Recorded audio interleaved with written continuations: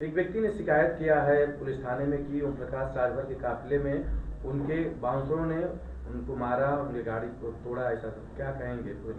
मैंने भी आप ही लोगों के सोशल मीडिया किसी यूट्यूब वाले से देखा है। ये दुर्भाग्यपूर्ण है, अहंकार इतना न बढ़ जाए कि राह चलते लोगों को पहले से मारने लगे। मुझे लगता है कि अगर मंत्री जी के संज्ञान में मंत्री जी ने देखा होगा तो उसी समय उनको माफ़ी मांग लेनी चाहिए थी। नहीं तो कम से कम इतनी तो लोकतंत्र में अपेक्षा जनता करती है कि गलती कर हो तो माफ़ी मांग लिया जाए। इस तरह का अहंकार ये धरती बर्दाश्त नहीं करेगी। और जो लोग चुनाव जीतने से पहले ही राह चलते लोगों को मारने लगे हैं, आगे क्या करेंगे ये जनता अंदाजा लगा सकती है। पीड़ित का उसमें कहना है कि मंत्री जी बैठे रहे, मोबाइल में देखते रहे, इग्नोर करते रहे, और वो जो है उनका सुरक्षा गार्ड जो था हमको माँ बहन की गाली देता रहा और हमारा शीशा तोड़ता रहा, और मंत्री जो है एक बार बोले भी नहीं। तो पानी ऊपर से नीचे बहता है, प्रेरणा मिलती है लोगों को। मंत्री जी स्वयं मंचों पर चढ़कर गालियां दे चुके हैं, वो खासतौर से ब्राह्मणों को गालियां दे चुके हैं और लोगों को जूते मारने की बात कर चुके हैं। तो साथ वाले उसी से इंस्पायर होते हैं ना। पीड़ित थाने में तहरीर लेके गया है और उसकी सुनवाई नहीं हो रही है। कहीं ना कहीं कह रहे हैं कि मंत्री का दबाव है, इसलिए थाने पे सुनवाई नहीं हो रही है। कह रहे हैं कि विवेचना के बाद सुनवाई होगी और आपका जो है मुकदमा दर्ज होगा। इस पे क्या कहेंगे आप? नहीं, पुलिस को संज्ञान लेना चाहिए, कार्रवाई करना चाहिए। अगर इस तरह मनोबल किसी का भी बढ़ने लगे तो दुर्भाग्यपूर्ण है। पुलिस की भी क्रेडिबिलिटी का सवाल है। और माननीय मंत्री जी से मैं निवेदन करूंगा कि ऐसा हुआ है तो माफ़ी मांगने से कोई छोटा नहीं होता है, माफ़ी मांग लेना चाहिए। और उस जो व्यक्ति ने दुर्व्यवहार किया है उसके खिलाफ तत्काल कार्रवाई करें। लेकिन अगर आपके आंखों के सामने हो रहा है, मोबाइल में देख इग्नोर कर रहे हैं, तो ऐसा प्रतीत होता है कि आपकी सहमति से हो रहा है। तो ब्राह्मण की लड़ाई लड़ेंगे आप? मैं पूरे घोषी लोकसभा के लोगों के साथ अन्याय होगा, सबकी लड़ाई लड़ता आया हूँ, लड़ रहा हूँ और लड़ूंगा। सर, उसमें अगर जो FIR नहीं हुआ, मुकदमा दर्ज नहीं हुआ, तो उसमें क्या हो सकता है? और पीड़ित पक्ष कोर्ट जाएगा, मुझसे अगर कहेगा, मुझे तो किसी ने कहा नहीं, तो मैं भी अधिकारियों से बात करूंगा। ब्राह्मण समाज आक्रोशित है इस बात में। भैया, पूरा घोषी लोकसभा के लोग आक्रोशित इस बात से लेकर हैं कि पार्टियों ने जिन प्रत्याशियों को भेज दिया है उनका घोषी से दूर दूर तक कोई नाता नहीं है। कभी दुख सुख में खड़े नहीं रहे, कभी लोगों के बीच में नहीं रहे।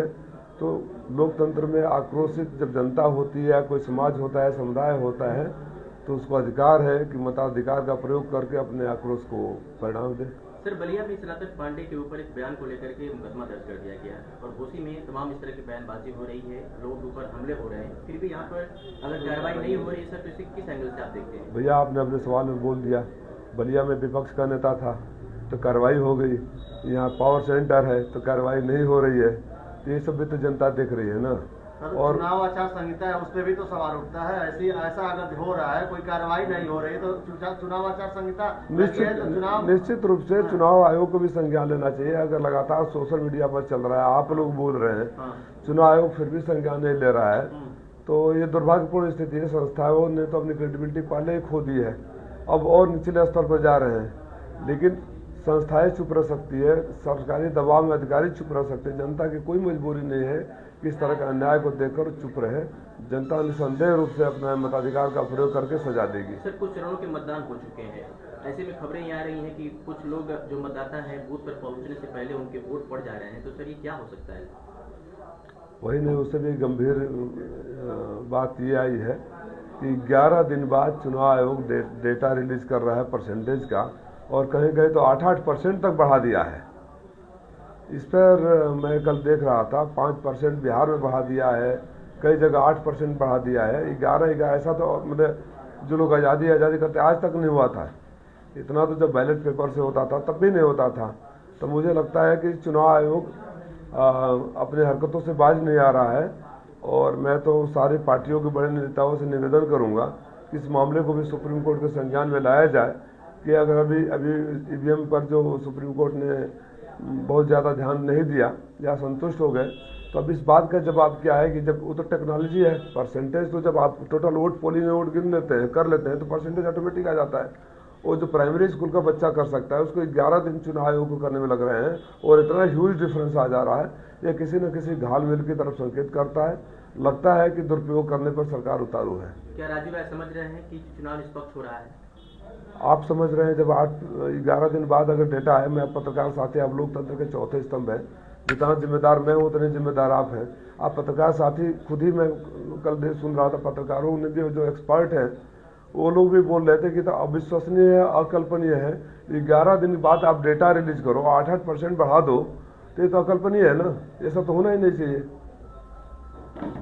और क्या कहेंगे ओम प्रकाश राजभर का एक बयान आया है जिसमें वो कह रहे हैं कि मैं राजभर हूँ, पिछड़े का तोता नहीं, पावर के लिए भाजपा में होता है। दुर्भाग्यपूर्ण स्थिति है कि चुनाव के दौरान में इस तरह के बयान दिए जा रहे हैं।